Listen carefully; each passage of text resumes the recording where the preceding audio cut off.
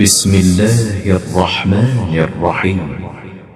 بسم اللہ الرحمن الرحیم۔ روزہ افطار کرنے کی دعا۔ نبی اکرم صلی اللہ علیہ وسلم روزہ افطار کرتے وقت یہ دعا فرمایا کرتے تھے: ذهب الظمأ وابتلت العروق وثبت الاجر انشاء اللہ۔ پیاس گئی اور آنتیں گیلی ہوئیں اور اللہ نے چاہا تو اجر و ثواب ثابت ہو گیا۔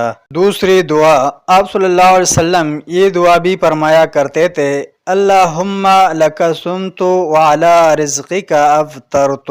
اے اللہ، میں نے تیرے لیے روزہ رکھا اور تیرے رزق کے ساتھ افطار کیا۔ اور جب کسی کے یہاں کوئی روزہ افطار کرے تو اس وقت کی دعا اصل کتاب میں نمبر 154 کے تحت زیر عنوان ضیافت کے بعد گزر چکی ہے۔